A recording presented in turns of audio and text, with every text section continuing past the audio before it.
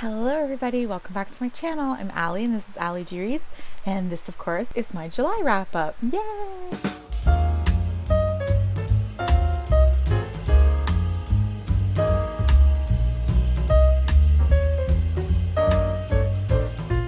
I read 12 books in July. So I finished one this morning. It's the first when I'm filming this. So I had a pretty decent month as far as the quantity of books, but the quality of books, however, was quite shite. So yes, without further ado, let's get started. I'm going to talk about the library books that I got and read but took back first. I'll get those out of the way. There are 2 library books in this pile, but they haven't gone back yet, so I'll show them. So we'll talk about, these are in no particular order as far as like when I read them. The first book is You Should Have Left by Daniel Kehlmann. This is translated from German, and this is a horror novella. This is not long at all. I gave this a 4-star. The movie adaptation they recently did with Kevin Bacon and Amanda Seyfried, I believe her name is. I think that's who's in it. Anyway, I don't think that it would be as good, and I have no interest in actually watching it. I say that because the book is written in such a way that the author really did a great job at capturing paranoia. And that is really difficult to do in a really believable way. And he was able to pull it off like excellent. You do feel this sense of confusion when you're reading it, but it's not confused where you don't really know about the storyline per se. It's confusing in this sense that you feel like the narrator is losing his mind, and that is so well done. It was excellent. I still don't really know what happened, but I know I'm not supposed to, and it was just such a fast moving paranoia novella. I really enjoyed it, but again, I don't know if the movie would ever be able to capture what the book did. The second book I'm going to talk about is My Year of Rest and Relaxation by Ottessa Moshfegh. This I give this 3-star. A lot of people really like it. Ottessa Moshfegh is, at the very least, a very unique writer. I feel like I loved how unique the story was, and it was so different. I believe that a lot of people would like it, but for me, there were parts that just dragged on a little too long for my liking. The pacing, I found, was something that really suffered. I know that's not everybody. Some people don't mind books like that, but for me, I'm not big on like a slow-paced story. This is about a woman who basically, instead of dealing with her grief, she's a very rich, privileged person, and she finds the worst therapist in Manhattan. She lives in this nice building, and she basically just takes pills and antipsychotics to sleep away her year. The ending, I'm not going to spoil anything. The ending, I honestly don't like where it went. But I think that I'm in the minority on that one. So yes, if you are interested in something like this, definitely pick it up. She is a great writer. I don't know if it was for me per se. I think a lot of people would like it. It has really good rating on Goodreads, so do with that what you will. The next one I'm going to talk about is a short story collection, actually. It's called The Secret Lives of Church Ladies by Deesha Philya. I'm sorry if I mispronounced that. I gave this a 3-star. I really liked this collection in that it talked about, all the stories are how the church plays a part in each of these women's lives. And I really, really, really like that concept. They were all very different stories. There were some that honestly I just didn't really care about. Some of them I didn't really like the pace of them, but 2 in particular really stuck out for me. I think people that like those short story collections, that you feel like you're peeking into someone's, like you're a fly on the wall, that's what all of these are. The 2 that I really liked were the first one, I believe it was called Eula. And then the second one that I read in the collection that I loved was Peach Cobbler. It was fascinating story. I really liked the main character. It was just great. So 3-star, I highly recommend it for, again, especially if you like those like fly on the wall types of stories. That's definitely it. The other one I couldn't wait to put back at the library was Behind Closed Doors by B.A. Paris. This book was fucking terrible. This definitely suffered from the bandwagon overhype thing that I should have known better. I'm going to go into some spoilers here because I don't want you to read it. I'm not going to recommend you read it. This book is marketed as like, oh, everybody thinks that they're the perfect couple, but what really goes on behind closed doors. First of all, it's so fucking unrealistic. Nobody at all would say, oh my God, they're the perfect couple. I would love to be them. Nobody would fucking say that. This woman can't, like, she doesn't have her own email address and he speaks for her. She doesn't have her own cell phone. She's not allowed to like go and do anything without him. He somehow, she doesn't even carry a pen in her purse. She somehow was able to like lose all her money, her house, everything when she sold it when they got married, and she can't access it at all ever again. And it's just so, and because he's a lawyer and he's so smart and he's always like 7 steps ahead and he's just a sociopath. He's a sociopath for sure, but he is like just a fucking shit character. And she has this sister with Down syndrome who is in like a home. And he basically wants to like trap the sister because he just gets off on people being terrified of him. But the fucking sister is the only one with a plan, and the wife is like, oh, no, we can't. But she's like 3 steps ahead of him. Like, it was just, again, like, nobody realistically would see that couple, and after repeated meets with that couple, especially people that work with him at the law firm and stuff, nobody would have, like, someone would have called the authorities. That's how stupid this book was. I fucking hated this book. It was terrible. I gave it a 1 star, which is like my lowest rating. It was one of the worst books I've ever read. I'm sorry if you like it. I know a lot of people really like it, but I could not get over the fact that it was marketed as the perfect couple, because nobody would think that. I would never look at that relationship and be like, oh my God, he speaks for her and everything. How great. No. We're on a roll with how bad a lot of these books I read was. They Never Learn by Lane Fargo. I did get this from the library, hence the shine for the plastic cover. This again suffered from too much hype in my opinion. The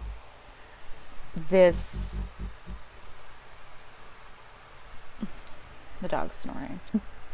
This is about a college professor that takes revenge on men that, for example, got away with sexual assault, and then she fucks up and now like people are onto her.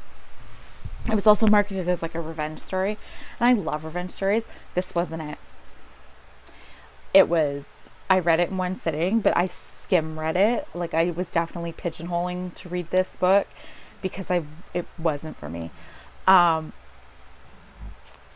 know what? It reads like a teen book. The characters read like teenagers, and I just don't like this book at all. I think it was way too overhyped. It's not that good. As far as a revenge story, there's way better out there. Just, no. Also something that I thought I might like, because I had heard so many people say this was one of his best, and then I didn't like it. Great Expectations. Well, whatever, my light's all. By Charles Dickens. This also wasn't it. I did not care for this. This is the first Dickens I've read, and I did it with an audiobook. And I feel like if I didn't have that audiobook, I would have put it down. I think I appreciate the story for the time it was written. So I gave this a 2-star because I'm going to give it some merit. I appreciate this as far as the time it was written. I think I can get behind. Other than that, though, this wasn't it. I found it was boring. I don't think I like Dickens' writing style. I don't think it's for me. I have A Christmas Carol I kind of want to read for Christmas this year, but that's going to be my last ditch effort with Dickens because it's small. If I can't get by it, I just think that he's the classic author that's just not for me. Leap into fantasy. I was super excited to read this book this year. The Shadow of the Gods by John Gwynne.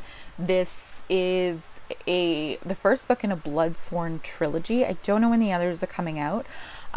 This was a fantasy epic that dealt with a lot of Norse mythology. However, I did not like this as much as I think the masses did, because this has almost a 5-star rating on Goodreads. Then again, I am getting back into fantasy, so maybe fantasy genre just isn't really for me. This basically follows 3 different characters' storylines, and it's like an epic quest against the gods, whatever. I did not love the pacing. I really only cared about one character's perspective, Okra, the female. She's very well written.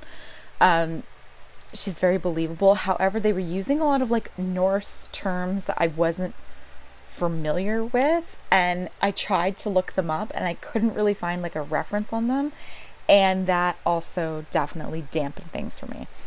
I wish there was like an appendix in the book. I'm not excited for the other 2.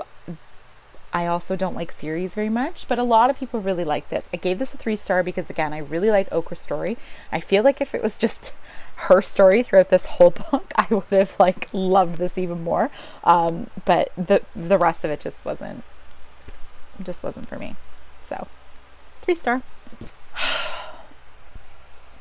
I keep trying to like read out of my comfort zone, but the more I do it, the more I realize that I have a comfort zone for a reason.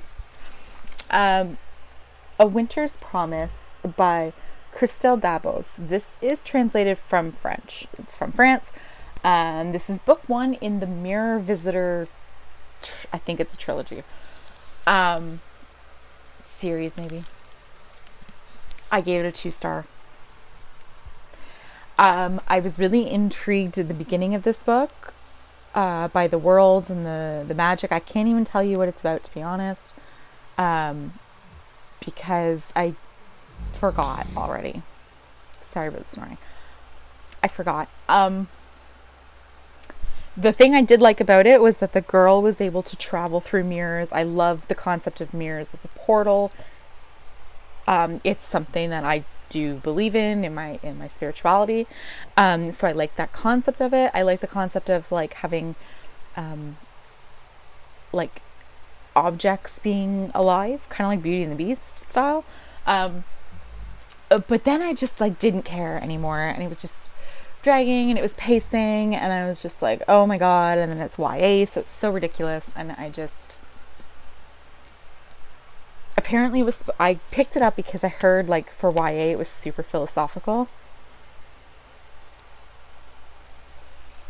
It wasn't. Another huge disappointing. This took me almost all of July to read. Circe by Madeline Miller. I'm so disappointed. This is probably one of the biggest disappointments this year for me. Truly. Oh my god. I love mythology. The pacing was atrocious. That's why it took me all of July to read this. And by the last part of it, I was skim reading and pigeonholing. I wasn't into it anymore. I just wanted to fucking finish it. This is about there's all these like right now resurgence of like feminist retellings of Greek mythology, which is fair because, you know, often they are forgotten. And this is the story of Circe, and it was nice because she was always like a side character in like myths and stuff. So I appreciate that she was trying to flesh this character out a bit more. I didn't like Circe as a character. She was kind of too naive. I didn't like how people, like her family, was calling her annoying and blah blah blah, and that she's banished for the stupidest fucking reason. And I just didn't care. That's really all I can claim right now. I just did not care. This was so overrated. I'm so disappointed. 2 star. Super interesting book I've read. So quick backstory to why I picked this book up. I saw this on TikTok for the first time, and it was a girl that went to Queen's University here in Canada, and she did a class called Insurrection Theory. And she was talking about, she read a lot of like, you know, really famous like communism books like Marx and Engels and Mao and Lenin and all that. But she said nothing has, like, she has not known a moment's peace since she read this book. So I sat on her review thinking about that for a while, and I was so curious. And then I ended up getting my second vaccine for COVID, and I was having fucked up fever dreams, and apparently my inner anarchist came out in full force, and I ordered this book in my fever dream. This is called The Coming Insurrection by the Invisible Committee. This was written in France by an anonymous group of anarchists, and the only description I will read is on the back. It's useless to wait for a breakthrough, for the revolution, the nuclear apocalypse, or a social movement. To go on waiting is madness. The catastrophe is not coming, it is here. We are already situated within the collapse of civilization. It is within this reality that we must choose sides. I did not rate this because I don't think it's fair to rate a book like this. Let's put it this way. Fox News said this is like one of the most horrifying books they've ever read. So sold for me because Fox News hates it. But apparently this book,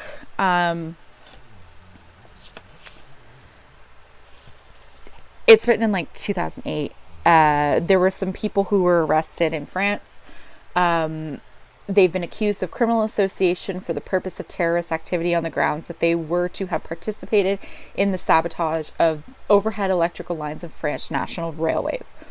Although only scant circumstantial evidence has been presented against the 9, the French Interior Administrative has publicly associated them with the emergent threat of the ultra-left movement, taking care to single out this book described as a manual for terrorism, which they are accused of authoring. So they think that they have the Invisible Committee based on this terrorist attack. Again, there's no evidence to prove so, but this was a super interesting read. If you were into that type of reading, and that type of a theory, I do recommend you pick this up. It's really small. Obviously, there are some things that I do not agree with what they said. However, there were some points that they made that I'm like, damn, it makes sense. It's very, of course, anti-capitalism. It talks about it's the global warming situation and that no one's doing anything, and it,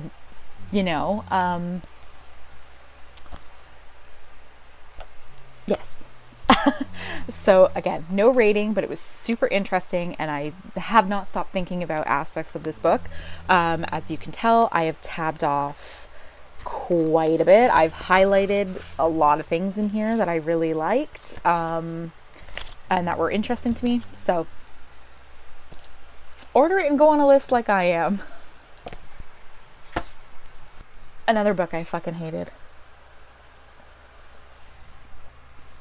I can't with this book. Again, suffered from hype. Saw this book on TikTok. Fucking TikTok. The Lost Village by Camilla Sten. I believe this is translated from Swedish. Again, translated horror. I was super like, oh my god, it's so promising. No. I hate this fucking book. This was not scary at all. This had a good premise going into it. It was about a group of people who want to go and make a documentary about this village that everybody seemingly vanished. And they don't know why, etc., what happened, but everyone was just gone. So this girl has like a personal tie to this place, and she goes with another, like a crew of people, and one of the other girls also has a personal tie to this place, and they go and investigate, make a documentary. However, I hated it. I'm going to get into some spoilers because I don't recommend you read it anyway. There were some points that there was some atmospheric stuff going on where they could have just ran with the creep factor, but they didn't. Also, it was a documentary crew, but they never filmed anything. Even when something super creepy, like the one really creepy moment was happening, she didn't pull out her camera and turn it on. And then you realized it was like some religious zealot, obviously, that came into this town and brainwashed everybody. And I'm really sick of that trope too. So it became like a culty kind of thing. And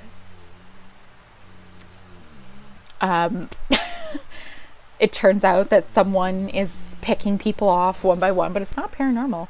Some woman actually survived. And now she's like in her 80s, and she's killed 2 of the 4 people really violently. This 80-year-old woman who's like got to be malnourished because there's like almost no fucking food in this village. There's no one coming in and out. And basically the whole town died in a mine shaft collapse. So this town was known for being a mining town. The whole fucking town, with the exception of the one person that wasn't in the mine, got killed in the mine shaft. Rescue crews apparently went into this village so many times. Nobody checked the mine shaft. In a mining town, they didn't think to check the mine shaft. Get fucked. I just can't. I cannot. I can suspend disbelief, but when you're trying to do a grounded in realism horror, it's not working. Like when there's no paranormal aspect to a story, and everything is grounded in some sort of realism, I can't suspend my disbelief. How are you going to tell me that rescue crews did not check a mine shaft in a known mining town? No, wasn't it? So don't read it. But this last book I'm going to talk about saved my whole month because I found one of the best mysteries I have ever read in my entire life. and it's an instant 5-star for me. The Devotion of Suspect X by Kiko Higashino. This is translated from Japanese. This is honestly, I think, the best mystery I've ever read. Bar none. I've always been a huge fan of mystery. I love Sherlock Holmes. It's my jam. I love the Agatha Christie books, most of them. I love a good mystery. I cannot believe how fabulous this is. Apparently this is a series, but this reads as a standalone. The translation is excellent. This book does something super interesting. This tells us the crime in the beginning. And so we know what happened, but we don't. And we know the crime in the beginning, but then the police start investigating, and now it's poking holes in the alibis. This book did an excellent thing by using mathematic theory and science to try to make a battle of wits happen between one of the suspects and this professor that helps the police solve crimes. This is one of the best cat and mouse books I've ever read. This is so underrated. I cannot believe how fucking amazing this is. I stopped reading it and I was shook. Like, I cannot handle how good this book is. I still think about it, and this is now an all-time favorite. I will recommend this to everybody. Please, please read this book. I got it on Amazon. I'm mad that it took me this long. I ordered this late last year, and I just picked up because I'm trying to read as many books on my shelf as I can. And I'm mad at myself that I waited this long because I cannot believe it. Also, like, just a small note, I am not familiar with Japanese, and I found that the names in the beginning were kind of confusing me. I had to kind of make myself a little note so I knew who was what, but after the first couple chapters, I clicked in and I couldn't put it down. So just a side note, if you find you're getting kind of confused at first, just push through it. Oh my god. Best mystery ever. One of my new favorites. So happy I have this book. And that's it. So those are the 12 books that I read this month. I can't wait to see what August holds. My last video, I had a little note about things I had planned for the next couple videos. I was planning on doing some in-depth analyzed reviews of books, and I was also thinking of doing like singular reviews of books. If that's something that you're interested in, either one or both, please let me know in the comments. I would love to know. And yes, keep your eye out for more. Thank you so much for subscribing. Thank you so much for watching. Please let me know if you are interested in any of the books or if you've read them, what you think. I love hearing about it. I don't have an exit. Bye.